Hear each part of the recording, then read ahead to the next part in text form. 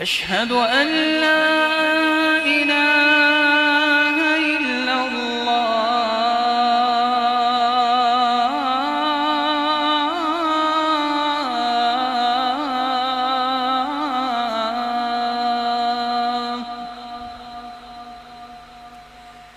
أشهد أن محمدًا رسول الله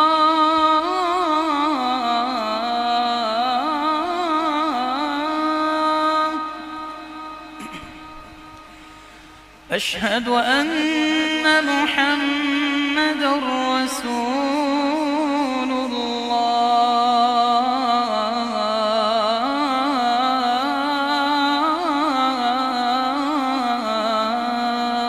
الله حي على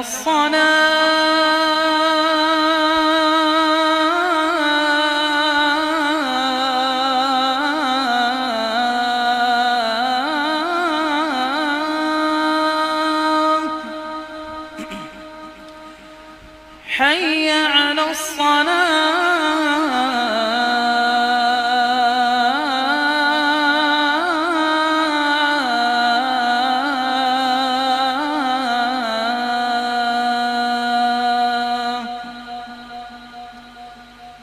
حي على الفلاح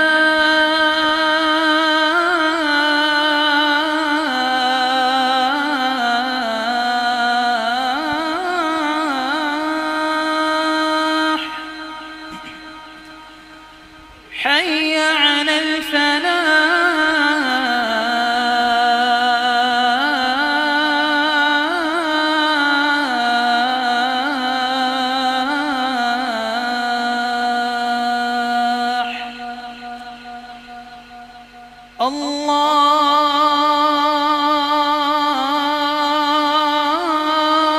الله أكبر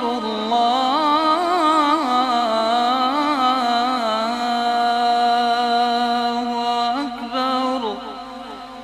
لا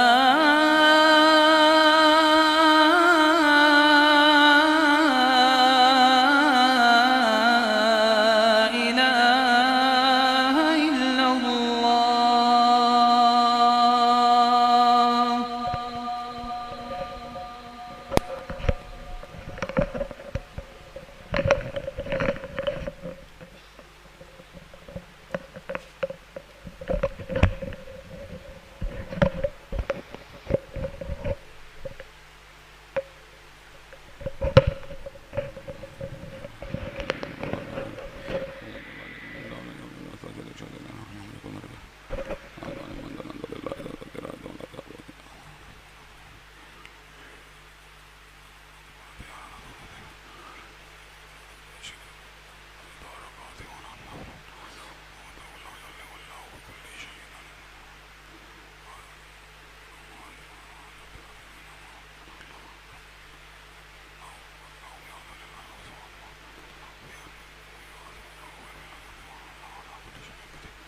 الحمد لله نحمده ونستعينه ونستغفره ونؤمن به ونتوكل عليه ونعوذ بالله من شرور أنفسنا ومن سيئات أعمالنا من يهده الله فلا مضل له ومن يضلل فلا هادي له وأشهد أن لا إله إلا الله وأشهد أن محمدا عبده ورسوله صلى الله عليه وسلم أما بعد فإن خير الحديث كتاب الله وخير الهدي هدي محمد صلى الله عليه وسلم وشر الأمور محدثاتها وكل محدثة بدعة وكل بدعة ضلالة وكل ضلالة في النار اما بعد اعوذ باللہ السمیع العلیم من الشیطان الرجیم منہم من عاہد اللہ لئن آتانا من فضلہ لنصدقن ولنکونن من الصالحین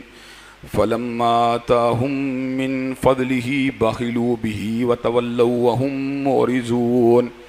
فعاقبهم نفاقا في قلوبهم إلى يوم يلقونه بما أخلفوا الله ما وعدوه وبما كانوا يكذبون۔ ہر قسم کی تعریفات اللہ مالک الملک کے لیے ہیں، جنہوں نے جنات اور انسان کو بنیادی اور حقیقی طور پر اپنی بندگی، اپنی پوجا اور اپنی عبادت کے لیے بنایا ہے۔ جنات اور انسان کی تخلیق کا حقیقی اور بنیادی مقصد یہی تھا کہ وہ بارگاہ رب العالمین میں آیا کریں، اپنی جبین نیاز کو مالک کائنات کی بارگاہ میں آ کے جھکایا کریں، اپنے دست سوال کو کبریا کی بارگاہ میں آ کے پھیلایا کریں، اپنی کمر کو حالت رکوع میں اس کی بارگاہ میں آ کے ہم کیا کریں، اسی کی تکبیر کی صداؤں کو بلند کیا کریں، اسی کی تحلیل کے آوازوں کو اجاگر کیا کریں اور اسی کی تسبیح گیت گایا کریں۔ چنانچہ ارشاد ہوا وما خلقت الجن والانس الا لیعبدون، اور میں نے نہیں بنایا جنات اور انسان کو مگر اپنی پوجا، اپنی بندگی اور اپنی عبادت کے لیے۔ حمد و ثنا کے بعد عرب ہا عرب انگنت اور بے شمار درود و سلام ہوں اس ہستی اقدس و مقدس پر کہ جن کا نام نامی اور اسم گرامی محمد کریم صلی اللہ علیہ وعلی آلہ وصحبہ وبارک وسلم ہے۔ اللہ رب العزت نے امام الہدیٰ علیہ الصلوۃ والتسلیم کو اہل کائنات کی ہدایت اور ان کی رہنمائی کے لیے مبعوث فرمایا، اور آپ کی ذات بابرکات کے ذریعے اہل کائنات کی ہدایت اور ان کی رہنمائی کا خوب بندوبست فرمایا۔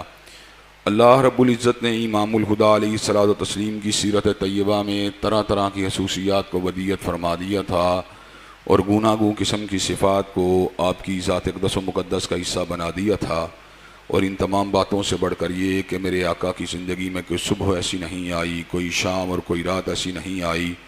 دکھوں کی کوئی گھڑی اور خوشیوں کا لمحہ ایسا نہیں آیا جب مالک کائنات نے اپنی تائید کو، اپنی نصرت کو اور اپنی حمایت کو آپ کے شامل حال نہ فرمایا ہو۔ اور ان تمام باتوں سے بڑھ کر یہ کہ عرش کے رب نے اپنی آخری کتاب حمید جو قیامت کی دیواروں تک باقی رہنے والا اللہ تعالیٰ کا زندہ معجزہ اور حضرت رسول اللہ صلی اللہ علیہ وسلم کی رسالت حق کی شہادت دینے والی سب سے بڑی دستاویز ہے، اس کو آپ کے قلب اطہر پہ نازل فرما دیا۔ اسی کتاب حمید کے ایک اہم ترین عنوان جس کا تعلق ویسے تو سارا سال کے ساتھ ہے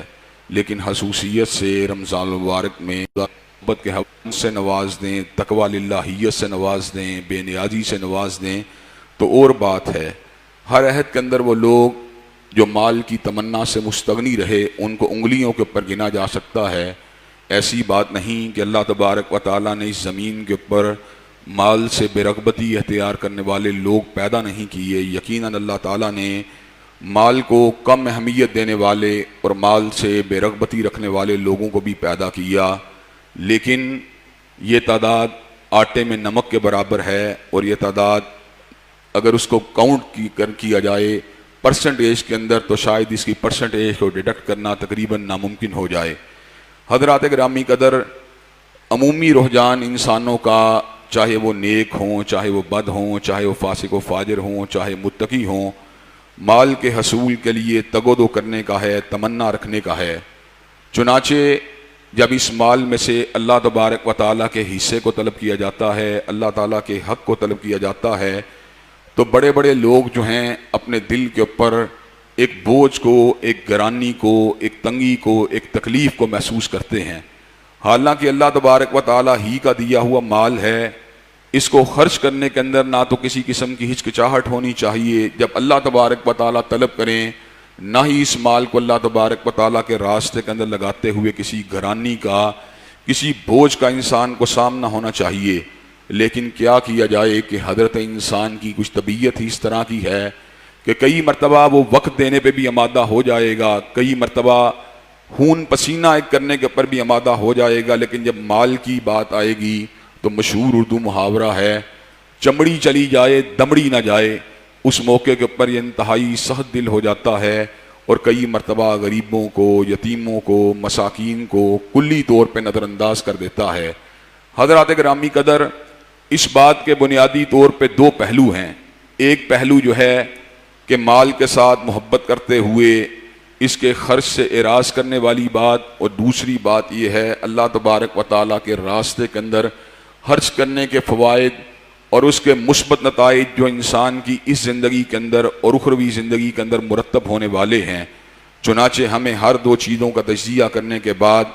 اپنا محاسبہ کرنا چاہیے، اور جہاں جہاں بخل موجود ہے، کنجوسی موجود ہے، اور جہاں جہاں ہمارے گرد و پیش میں ضرورت مند لوگ جو ہماری حمایت کے، ہمارے تعاون کے، ہماری معاونت کے مستحق ہیں، ان تک اپنے اموال کو پہنچانے کی بات ہے، تو ماضی میں اگر کوئی سستی ہو چکی ہے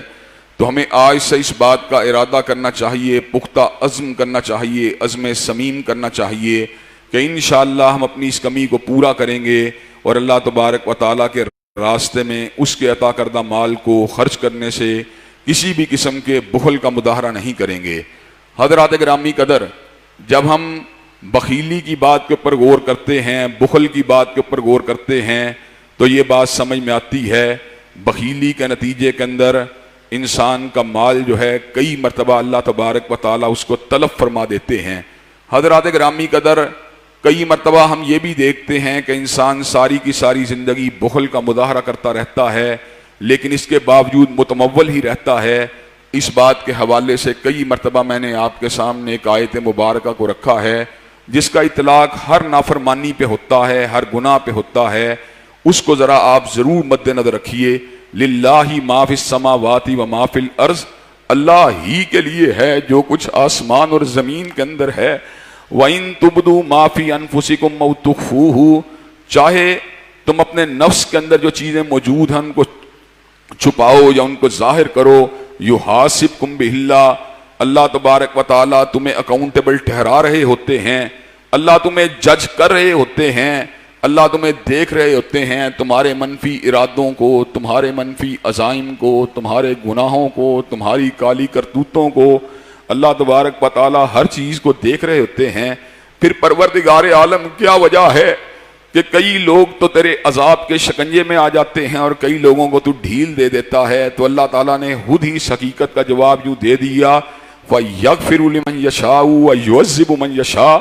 وَاللَّهُ عَلَىٰ كُلِّ شَيْءٍ قَدِيرٌ۔ اللہ تبارک و تعالیٰ جس کو چاہے بخش دے اور جس کو چاہے پکڑ لے۔ اللہ تبارک و تعالیٰ بادشاہ ہیں، بادشاہ کو کون پوچھ سکتا ہے کہ آپ کس کو پکڑ رہے ہیں، آپ کس کو چھوڑ رہے ہیں؟ چنانچہ اس حقیقت سے انسان کو کبھی بھی آنکھیں نہیں چرانی چاہیے کہ اللہ تبارک و تعالی ہمارے جملہ اعمال سے، جملہ معاملات سے پوری طرح آگاہ ہیں۔ یہ الگ بات ہے، فَيَغْفِرُ لِمَنْ يَشَاءُ وَيُعَذِّبُ مَنْ يَشَاءُ وَاللَّهُ عَلَىٰ كُلِّ شَيْءٍ قَدِيرٌ۔ وہ کئیوں کے اوپر اپنی گرفت کو، اپنی پکڑ کو مسلط کر دیتا ہے اور کئیوں کے اوپر اپنی رحمت کی چادر ڈال کر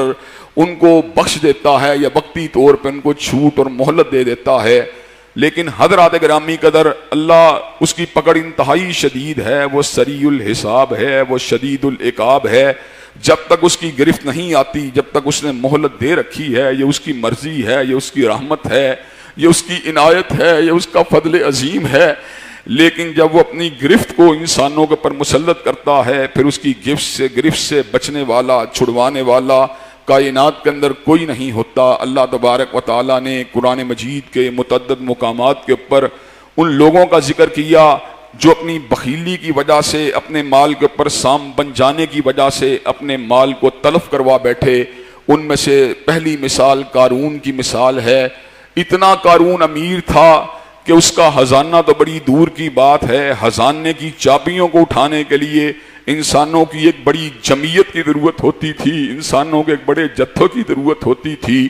اس کی بستی کے لوگ جو دنیا دار تھے، جس وقت اس کے مال کو دیکھتے، اس کے تمول کو دیکھتے، اس کے گھر-بار کو دیکھتے، اس کے خزانے کی چابیوں کو دیکھتے، اس جتھے کو دیکھتے جو اس کے خزانے کی چابیوں کو اٹھانے والا ہے، تو ان کے ذہن کے اندر اکثر یہ بات آتی تھی، یا لیت لنا مثل ما اوتی قارون، اے کاش ہمیں بھی وہ مل جائے جو قارون کے پاس ہے۔ لیکن قارون جو تھا وہ تو اپنے خزانے کے اوپر سام بن کے بیٹھا ہوا تھا۔ بستی کے اہل علم اور اہل دانش اور اہل فکر جو کہ اعمال کی حقیقت اور ان کی عقوبت سے آگاہ تھے، اس کو اس بات کی تلقین کیا کرتے تھے،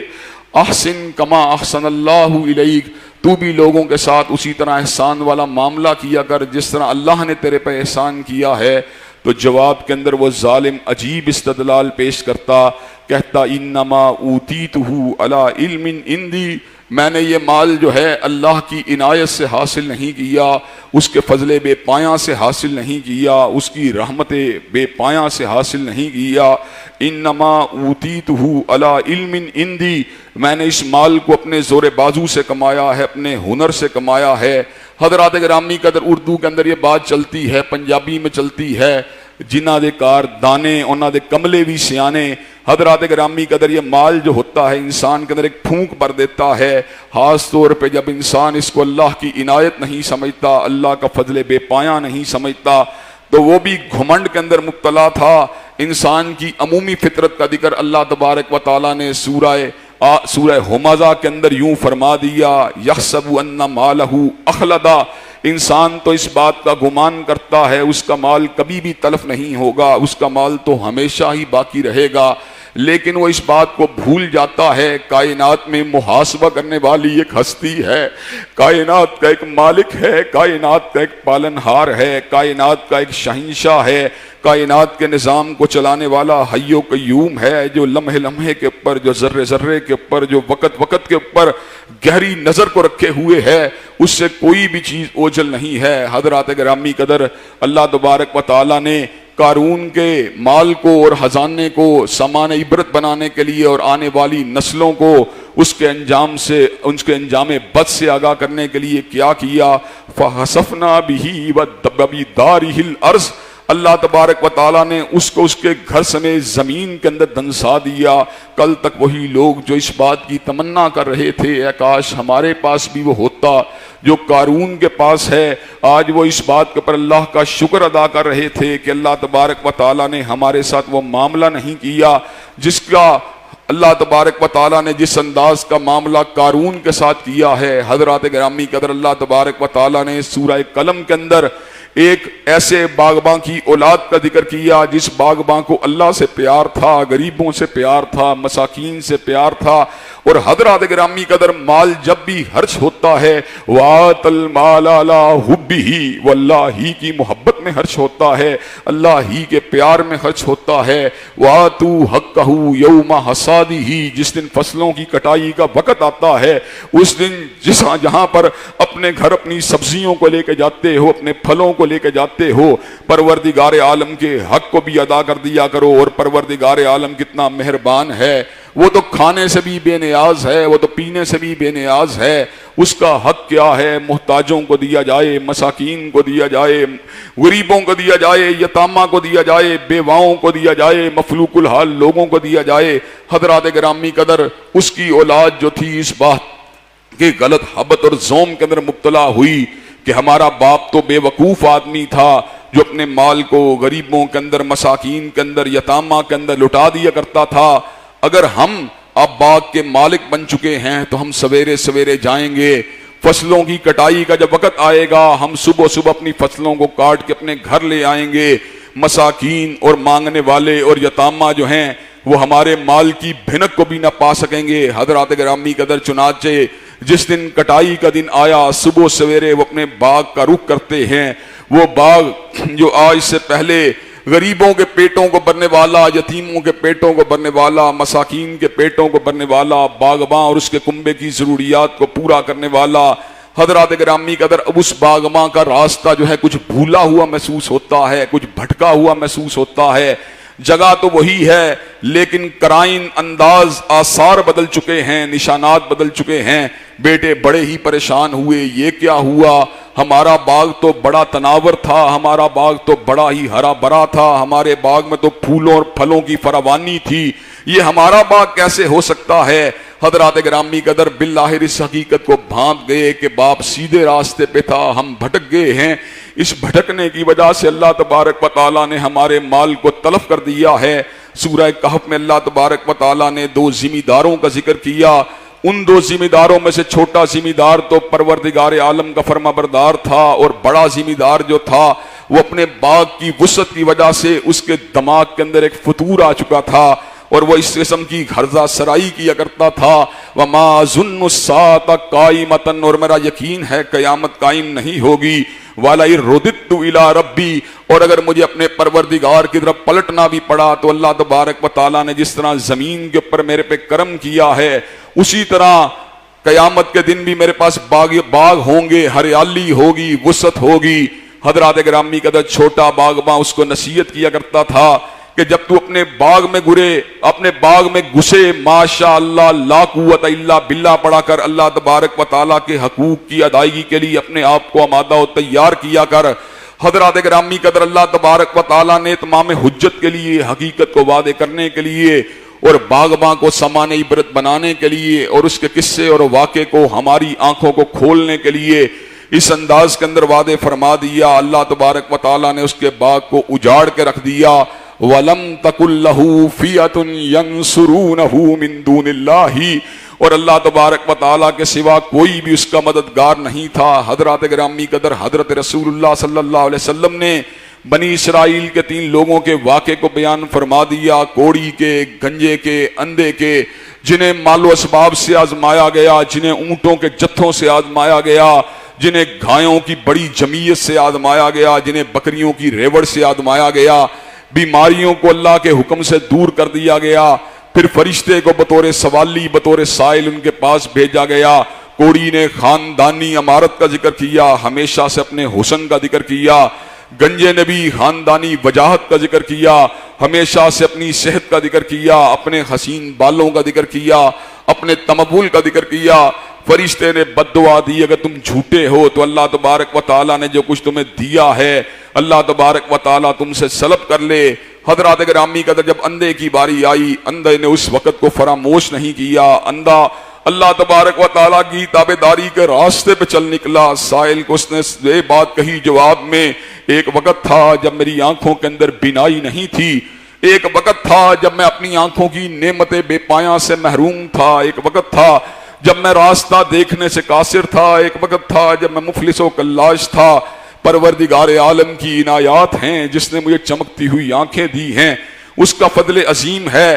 جس نے مجھے مال سے نوازا ہے، جس نے مجھے بکریوں کا ریوڑ دیا ہے. اور مانگنے والے تو نے اس رب کے نام پہ مانگا ہے کہ میرے پاس جو کچھ بھی ہے اسی کا دیا ہوا ہے، اسی کی عطا ہے. جتنی بکریاں تو لے کے جانا چاہتا ہے یہاں سے لے جا، میں تجھ کو نہیں روکوں گا. حضرات گرامی قدر فرشتہ جو کہ سائل کے روپ میں آیا تھا اس نے اس حقیقت کو واضح فرما دیا، جا تیرا پروردگار تیرے دوست کوڑی اور گنجے سے تو ناراض ہے لیکن تجھ سے اللہ راضی ہے. جب اللہ اس سے راضی تھا تو پھر حضرات گرامی قدر یہ تو پروردگار عالم کا اصول قطعی ہے، یہ تو اس کی سنت ہے. ما یفعل اللہ بعذابکم ان شکرتم وآمنتم، اللہ تبارک و تعالی انسانوں کو بغیر وجہ کے عذاب نہیں دیتا جس وقت تک وہ خود اپنے آپ کو عذاب کے مستحق نہیں بنا دیتے.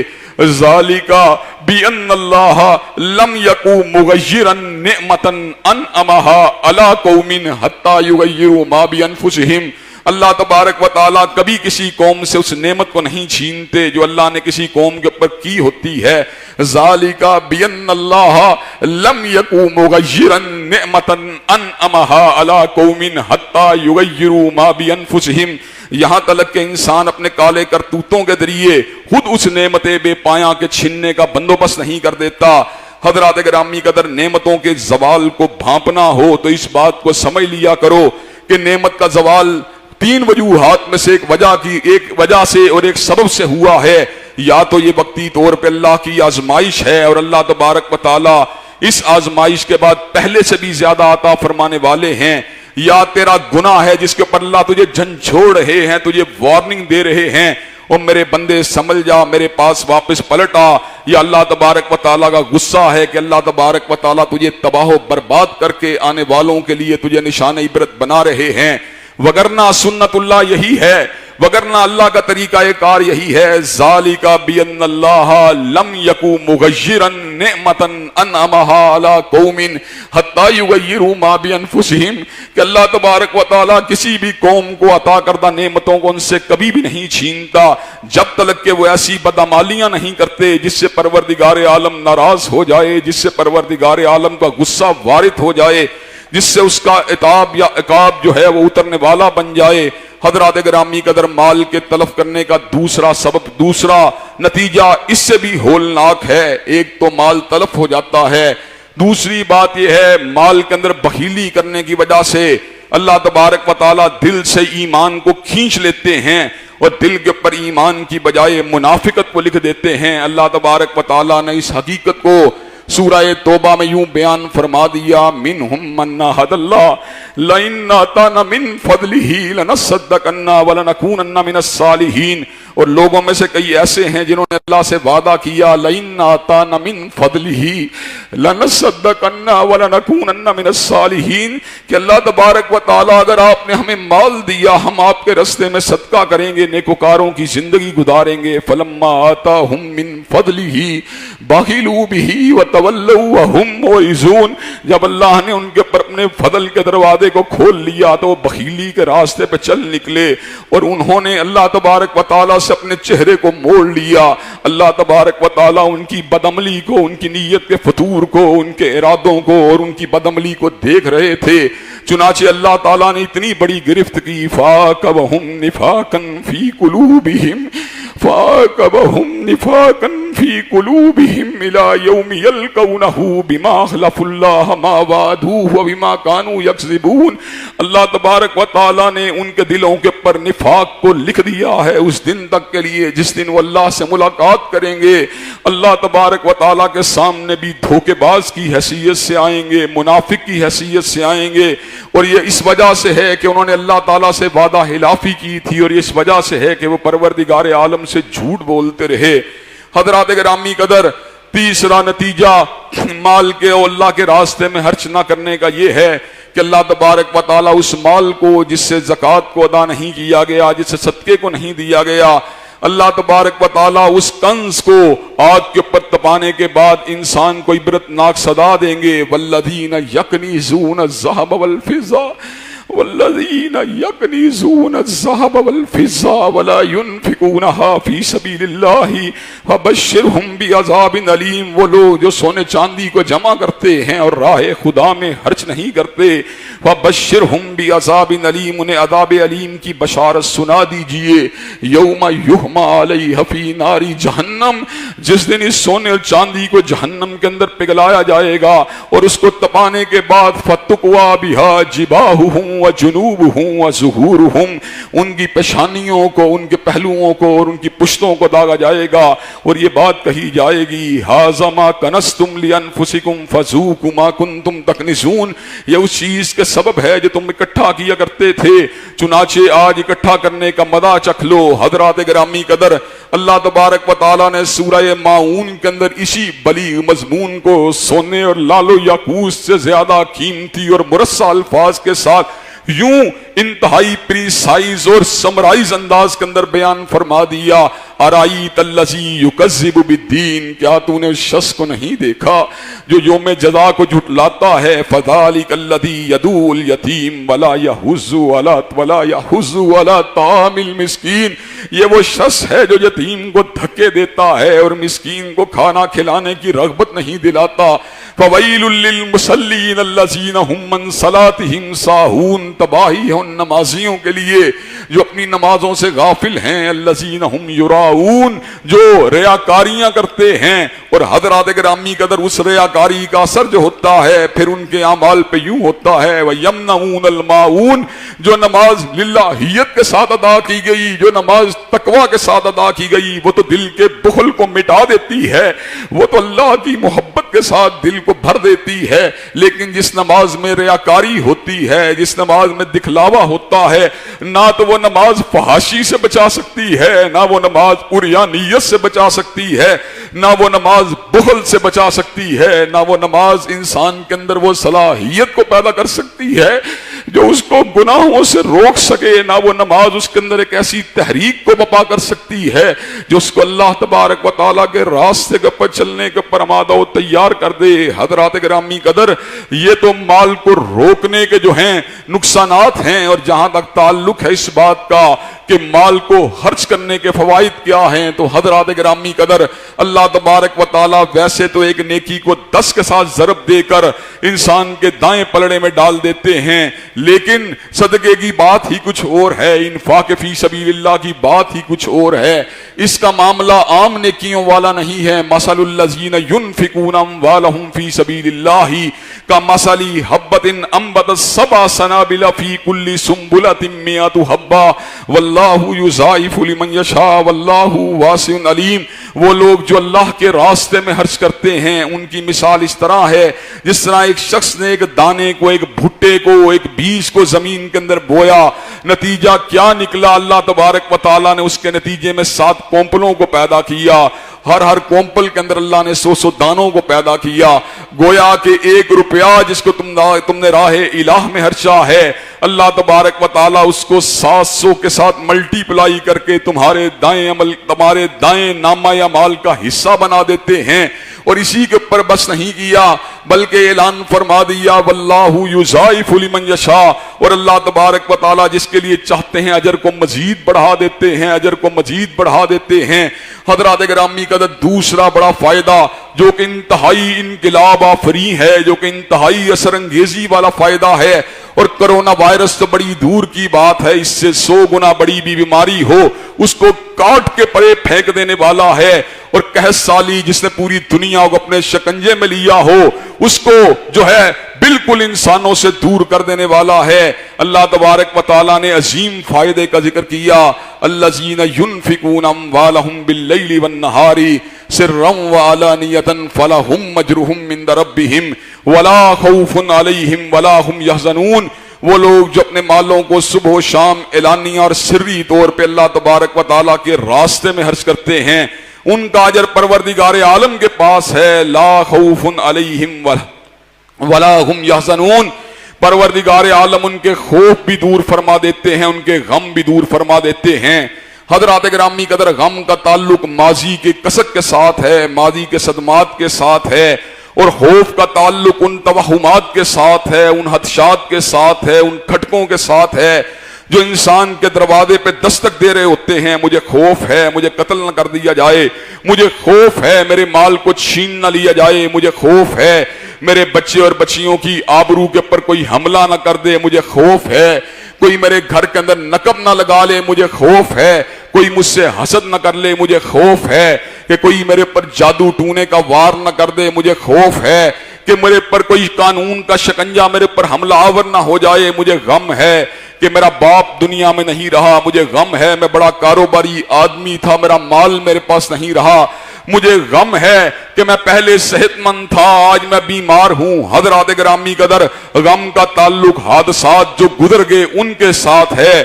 اور خوف کا تعلق ان کھٹکوں، خدشات، امکانات کے ساتھ ہے جو مستقبل میں انسان کی طرف لپک رہے ہیں، اس کے اوپر حملہ کر رہے ہیں۔ حضرات گرامی قدر، کرونا وائرس کا خوف آج انسانوں کے دلوں میں سمایا ہوا ہے، کہیں کرونا وائرس کی وبا اس کو نہ پکڑ لے، اس کو نہ پکڑ لے، مجھ کو نہ پکڑ لے، اس کو نہ پکڑ لے۔ حضرات گرامی قدر، اور کرونا وائرس کے خوف کے ساتھ ساتھ دنیا بھر کے اندر قحط سالی کا خوف ہے، غربت کا خوف ہے، لاک ڈاؤن کی وجہ سے مفلوق الحالی کا خوف ہے، دیہڑی داروں کی نفسیاتی بیماریوں کا خوف ہے، ان کے اوپر غربت اور بدحالی کا خوف ہے۔ پروردگار عالم نے فارمولہ بتلا دیا، اللہ نے اعلان فرما دیا، وہ لوگ جو اپنے مال کو راہ الہ میں خرچ کرتے ہیں ان کا اجر پروردگار عالم کے پاس ہے، لا خوف علیہم ولا ہم یحزنون۔ اللہ ان کے خوفوں کو بھی مٹا دے گا، اللہ ان کے غموں کو بھی دور فرما دے گا۔ اور حضرات گرامی قدر، اس کے ساتھ ساتھ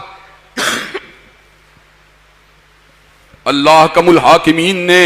ایک اور بہت بڑی بشارت دی ہے، جو بشارت بڑی ہی باکمال ہے۔ وہ بشارت کیا ہے؟ حضرات گرامی قدر، وما انفقتم من شیء فهو یخلفه وهو خیر الرازقین۔ جتنے مال کو تم اللہ کے راستے میں خرچ کرتے ہو، اللہ تبارک و تعالیٰ اس مال کے بدلے اور مال عطا فرما دیتا ہے۔ اللہ تبارک و تعالیٰ ہی بہترین رزق دینے والے ہیں۔ یمحق اللہ الربا ویربی الصدقات، اللہ سود کا مچ مار دیتے ہیں، اور اللہ تبارک و تعالیٰ جو ہیں صدقات کو بڑھا دیتے ہیں۔ حضرات گرامی قدر، میں کسی کو بدنام نہیں کرنا چاہتا، اس لیے نام لیے بغیر ایک بہت بڑے خانوادے کا کاروباری طور پہ ذکر کر دینا چاہتا ہوں، جس کی چھوٹی سی ایک دکان کے اوپر اتفاقاً مجھے جانے کا موقع ملا۔ جب اس نے مجھے اپنا تعارف کروایا، میری آنکھیں کھلی کی کھلی رہ گئیں۔ یہ تو اربوں پتی پتی آدمی تھا، اب لکھ پتی بھی نہیں رہا۔ اس نے کہا حافظ صاحب میں آپ کو کیا بتاؤں، مجھ پہ سود کی مار ہے، مجھ پہ سود کی پھٹکار ہے، میں اربوں کی بجائے کھربوں کی طرف بڑھ رہا تھا، بینکوں سے لین دین کر رہا تھا اور دنیا کے مال و اسباب کو جمع کر رہا تھا، لیکن یہ حقیقت ہے کہ اللہ تبارک و تعالیٰ سود کا مچ مار دیتے ہیں۔ وہی شخص جس نے اپنی ذہانت و فطانت سے اور اللہ کے فضل عظیم سے اربوں کو حاصل کیا، جب اللہ تبارک و تعالیٰ کی نافرمانی کے راستے پہ چل نکلا، جب سود کے راستے پہ چل نکلا، تو اللہ تبارک و تعالیٰ نے اس کے مال کو گھٹا دیا۔ اور حضرات گرامی قدر ہم نے صدقے کرنے والوں کے مالوں کو بڑھتے ہوئے دیکھا ہے، پرورش کرتے ہوئے دیکھا ہے۔ وَمَا آتَيْتُم مِّن رِّبًا لِّيَرْبُوَ فِي أَمْوَالِ النَّاسِ فَلَا يَرْبُو عِندَ اللَّهِ وَمَا آتَيْتُم مِّن زَكَاةٍ تُرِيدُونَ وَجْهَ اللَّهِ، اور جو سود جو تم لیتے اور دیتے ہو جس کا مقصد مالوں کو بڑھانا ہوتا ہے، اللہ تبارک و تعالیٰ اس مال کو بڑھنے نہیں دیتے، اور وہ صدقہ جس سے انسان گھبرا رہا ہوتا ہے کہ مال تلف ہو جائے گا، در حقیقت وہ مال کو لانے کا سبب بن جاتا ہے۔ حضرات گرامی قدر الصادق والمصدوق نے اور سیدنا ناطق وحی نے، سیدنا امام الاولین نے، سیدنا خاتم المرسلین نے،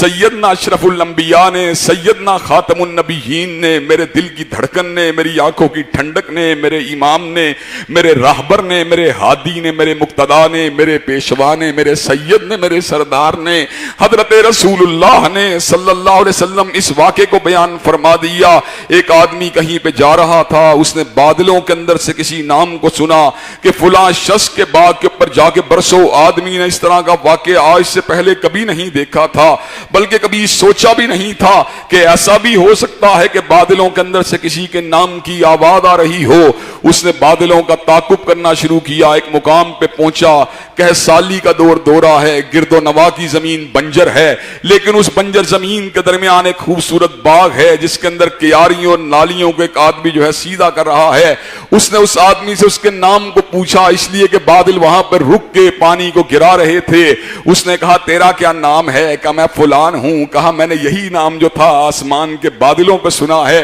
اور کیا مسئلہ ہے؟ تیرے اوپر اللہ کی اتنی عنایت ہے، تیرے پہ اللہ کا اتنا فضل ہے کہ بادل خود تیرے باغات کا تعاقب کرتے ہوئے آتے ہیں کہ سالی کے اس دور کے اندر بھی بنجر زمینوں کے درمیان تیرا باغ آباد ہے۔ کہا اس کی وجہ یہ ہے میں نے اپنے باغ کی آمدن کے 3 حصے کیے ہیں، ایک کو میں اپنی ضروریات اور اپنے گھر والوں کی ضروریات پہ لگاتا ہوں، ایک کو اسی باغ کی ڈیولپمنٹ کے اوپر لگا دیتا ہوں، اور تیسرا حصہ اس رزاق کے راستے میں خرچ کر دیتا ہوں جس نے مجھے باغ کی نعمت سے نوازا ہے۔ اسی کے حکم کے اوپر، اسی کے فضل عظیم کی تلاش کے اندر اپنے مال کے تیسرے حصے کو میں نے وقف کیا ہوا ہے، اور میں دیکھتا ہوں کہ اللہ تبارک و تعالی میرے باغ کے اندر ہریالی ہی ہریالی کو برقرار رکھتے ہیں، اس کی پیداوار میں اضافہ ہی اضافہ کرتے جاتے ہیں۔ سیدنا نوح نے ایسے ہی تو نہیں کہا تھا فَقُلْتُ اسْتَغْفِرُوا رَبَّكُمْ إِنَّهُ كَانَ غَفَّارًا يُرْسِلِ السَّمَاءَ عَلَيْكُمْ مِدْرَارًا وَيُمْدِدْكُمْ بِأَمْوَالٍ وَبَنِينَ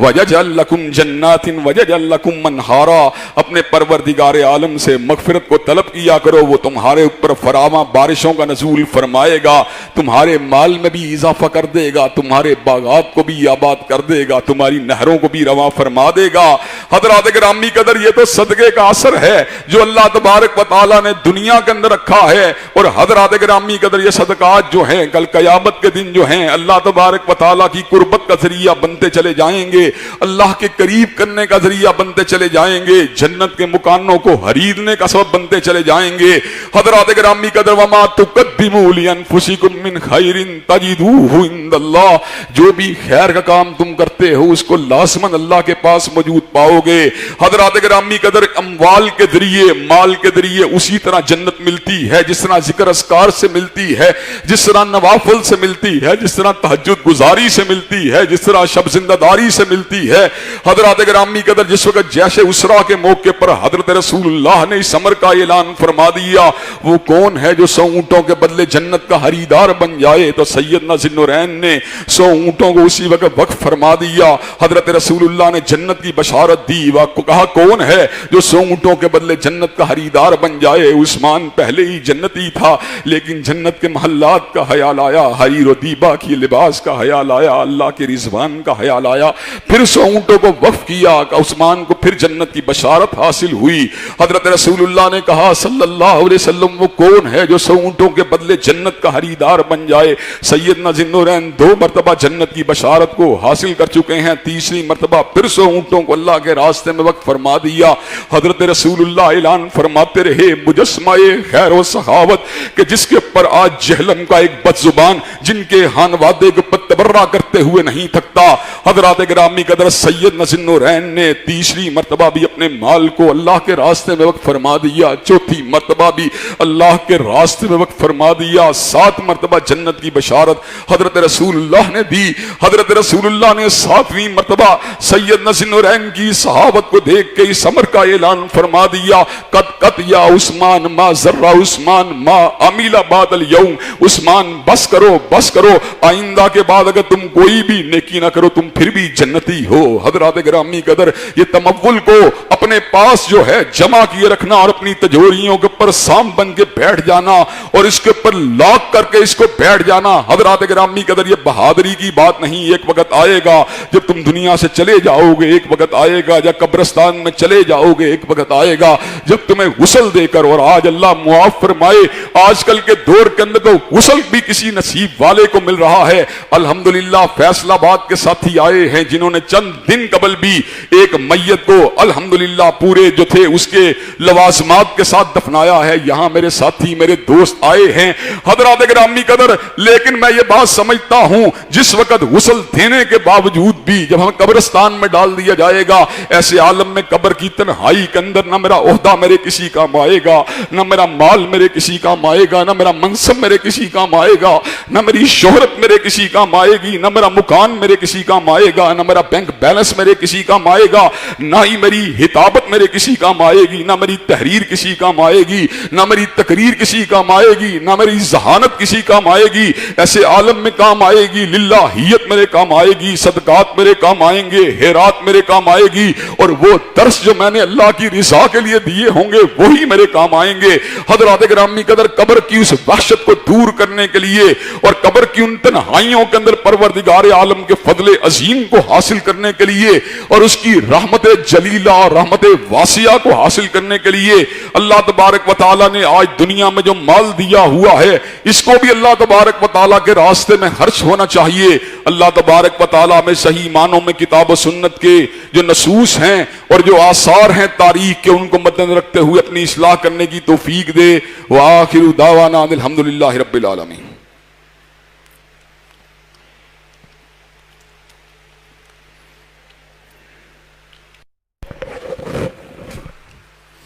الحمدللہ نحمده ونستعینه ونستغفره ونؤمن به ونتوکل علیہ ونعوذ باللہ من شرور انفسنا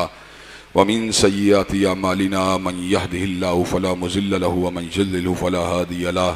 واشهد ان لا اله الا الله واشهد ان محمدا عبده ورسوله صلی اللہ علیہ وسلم۔ اما بعد فإن خیر الحدیث کتاب اللہ وخیر الہدی ہدی محمد صلی اللہ علیہ وسلم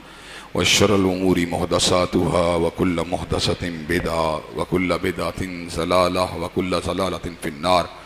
حضرات گرامی قدر، مال جتنا بھی ہمارے پاس موجود ہے یہ پروردگار عالم کی نعمت، اس کے فضل اور اس کی عنایت سے موجود ہے۔ وَلَوْ بَسَطَ اللَّهُ الرِّزْقَ لِعِبَادِهِ لَبَغَوْا فِي الْأَرْضِ، کئی نیکوکار بندے مال کے لیے کھپتے ہیں، محنت مزدوری کرتے ہیں، لیکن اللہ ان کے مال کو نہیں بڑھاتا۔ اس میں بھی اللہ کی حکمت ہوتی ہے۔ اللہ کو پتہ ہوتا ہے میرے بعض بندے تمول کے اندر اور مال کی فراوانی کے اندر بہک جائیں گے، بھٹک جائیں گے۔ اللہ کو اپنے بندے پسند ہیں، اللہ تبارک و تعالیٰ ان کو دیتا ہے لیکن ان کی حیثیت کے مطابق دیتا ہے۔ وَلَٰكِن يُنَزِّلُ بِقَدَرٍ مَّا يَشَاءُ، جتنے وہ حقدار ہوتے ہیں، اور اس کے مد مقابل جو اللہ والا نہیں ہوتا اللہ تبارک و تعالیٰ اس کو لالچ حرص کے راستے پہ کئی مرتبہ تو مفلس کر دیتے ہیں اور کئی مرتبہ زیادہ مال دے کے بھی اس کو تباہ و برباد کر دیتے ہیں۔ ابو لہب کا مال اس کے کسی کام نہیں آیا، قارون کا مال اس کے کسی کام نہیں آیا، شداد کا مال اس کے کسی کام نہیں آیا، عتبہ شیبہ ولید کا مال اس کے کسی کام نہیں آیا۔ حضرات گرامی قدر بہت سے لوگ اپنے مال و متاع کے باوجود جہنم کا ایندھن بن گئے، اور کئی لوگ جو تھے سیدنا ذی النورین سیدنا عبد الرحمن ابن عوف اور ان کے نقش قدم پہ چلنے والے لوگ اسی مال کے ذریعے جنت کے خریدار بن گئے۔ اللہ تبارک و تعالی ہم سب کو جنت کے خریداروں میں شامل فرما دے۔ حضرات گرامی قدر اس کے ساتھ ساتھ میں آپ کی توجہ کو اس سمت بھی مبذول کروانا چاہتا ہوں کہ چوکٹے ختم نبوت کے اوپر حملہ کرنے والے ڈاکو ہمارے ایوانوں اور ہمارے وزارت کیبنٹ چیمبروں تک پہنچ چکے ہیں، اور کئی وزیر بھی آج ان کی نکابت کر رہے ہیں۔ جیسے پیر نور الحق قادری صاحب نے کہا ہے کہ 5 وزیر ایسے ہیں جنہوں نے سفارش کی تھی کہ قادیانی اپنے آپ کو کافر نہ بھی مانے تو ان کو اقلیتی کمیشن کا ممبر بنا دیا جائے۔ حضرات گرامی قدر وزارت اگرچہ بڑی چیز ہے، لیکن ہم یہ بات سمجھتے ہیں وہ وزیر جو حضرت رسول اللہ کا تابع دار نہیں، وہ ٹیڈی پیسے کی حیثیت بھی نہیں رکھتا۔ حضرات گرامی قدر ہم بوریا نشین ہیں، ہم چٹائیوں پہ اٹھنے بیٹھنے والے ہیں، ہم منابر اور محرابوں کے وارث ہیں، ہم حضرت رسول اللہ کے نوکر ہیں، ہم ختم نبوت کے معمولی سے چوکیدار ہیں۔ ہم اس بات کا پیغام برملا طور پہ دے دینا چاہتے ہیں، یہ ملک قادیانیوں کی آماجگاہ نہیں ہے، یہ ملک قادیانیوں کی جاگیر نہیں ہے، بلکہ یہ ملک ختم نبوت کے شاہینوں کا وطن ہے، یہ ملک چوکٹ ختم نبوت کے محافظوں کا ملک ہے، یہ ملک حضرت ثناء اللہ امرتسری کے فرزندوں کا ملک ہے، یہ ملک محمد حسین بٹالوی کے بیٹوں کا ملک ہے۔ اور اگر میں مسلکی تعصبات کو بالائے طاق رکھ کے بات کروں تو میں یہ بات کہہ دینا چاہتا ہوں، یہاں پر چوکٹ ختم نبوت کی بات ہوگی، اس کے تحفظ کی بات ہوگی، پھر انور شاہ کشمیری کے بیٹے بھی نکلیں گے، پھر پیر مہر علی شاہ کے بیٹے بھی نکلیں گے، علامہ شہید کے فرزند بھی نکلیں گے، بطل حریت اور ختم نبوت کے فرزند جلیل اور ختم نبوت کی چوکھٹ کا تحفظ کرنے والے بطل جلیل حضرت آغا عبد الکریم شورش کاشمیری کے فرزند ابھی زندہ ہیں، جو للکارنا بھی جانتے ہیں، جو دھاڑنا بھی جانتے ہیں، اور جو ختم نبوت کے لیے اپنے ہاتھوں کے اندر ہتھکڑی کو ڈالنا بھی جانتے ہیں، پیروں کے اندر بیڑیوں کو ڈالنا بھی جانتے ہیں۔ انشاءاللہ زندانوں کو بھر دیا جائے گا، اور سولیوں کے اوپر جو ہیں دوبارہ مسلمان مجاہد لٹکنے کے لیے آمادہ و تیار ہو جائیں گے۔ سن 53 کی تحریک کو دہرا دیا جائے گا، لیکن اس ملک کے اندر ختم نبوت کے اوپر شب خون مارنے کی اجازت کسی کو نہیں دی جائے گی۔ حضرات گرامی قدر ساتھ ہی ساتھ ہم اس بات کے ساتھ ساتھ اس بات کو بھی بتلا دینا چاہتے ہیں کہ آج لوگ جو ہیں وہ ہر اعتبار سے ہر انداز سے پروپیگنڈا کر کے ہمارے ہیروز کو بدلنا چاہتے ہیں، ہمارے مشاہیر کو بدلنا چاہتے ہیں۔ کل تک ہمیں یہ بات سمجھائی گئی تھی، خالد ابن ولید ہمارے ہیرو ہیں،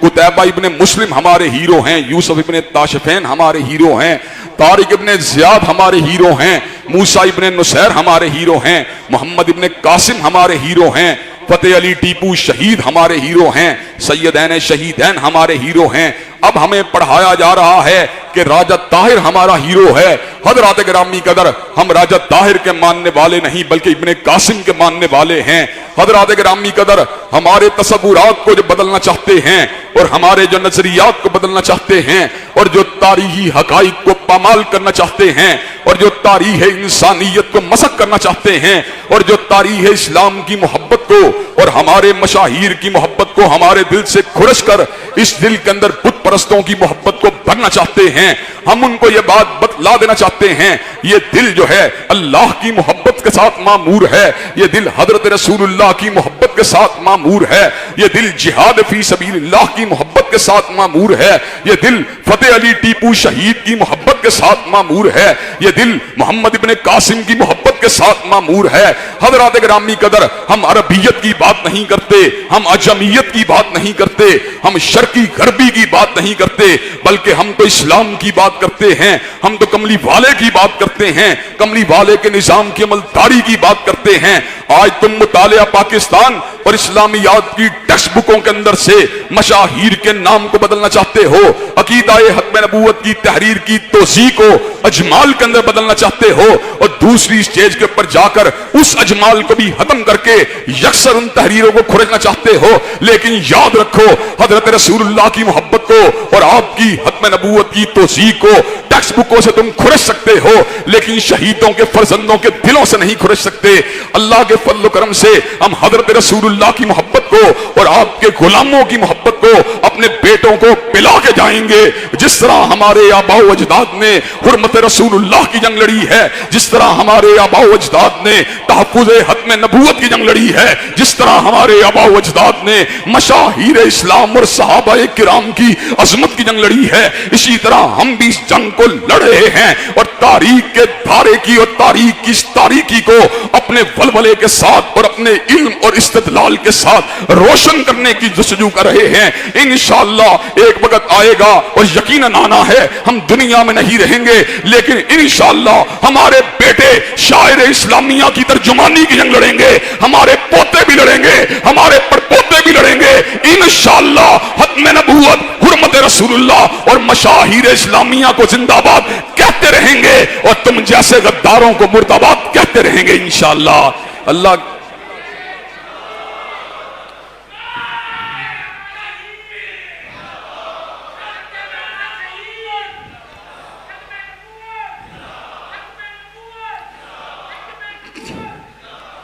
حضرات گرامی کے آخری الفاظ یہ ہیں، ہمیں ہتکڑیوں سے نہ ڈراؤ، ہمیں جیلخانوں سے نہ ڈراؤ، ہمیں سنگینوں کے ساتھ نہ ڈراؤ۔ سنگین کیا ہے؟ جامع شہادت کا راستہ ہے۔ ہتکڑی کیا ہے؟ ہتکڑی میرے لیے اس طرح ہے جس طرح زلف یار ہو، اور قید خانہ میرے لیے اس طرح ہے جس طرح کوہ یار ہو۔ انشاءاللہ ہم گھبرانے والے نہیں ہیں۔ متائے لوح قلم، ہم وہ لوگ ہیں کہ ہم سے اگر متائے لوح قلم کو بھی چھین لیا جائے، ہم سے ہماری زبان بندی کے بھی آرڈر جاری کر دیے جائیں، ہم پھر بھی یہی الفاظ کہتے ہیں، متائے لوح قلم چھن گئی تو کیا غم ہے کہ خون دل میں ڈبولی ہیں انگلیاں میں نے، اور لبوں پہ مہر ہے تو کیا کہ رکھ دی ہے ہر حلقۂ زنجیر پہ زباں میں نے۔ انشاءاللہ شاعر اسلامیہ، مساجد، مدارس باقی رہیں گے، اور ان سے دشمنی کرنے والے، ان کے خلاف سازشیں کرنے والے، ان کی بندش کے پیغام سنانے والے اور علماء حق کو دھمکیاں دینے والے اور ان کو پابے جولا کرنے کی وارننگ دینے والے انشاءاللہ پہلے بھی مٹ گئے تھے، اب بھی مٹ جائیں گے۔ ان اللہ یامر بالعدل والاحسان وایتاء ذی القربى وینہی عن الفحشاء والمنکر والبغی۔ سبحان ربک رب العزۃ عما یصفون وسلام علی المرسلین والحمد للہ رب العالمین۔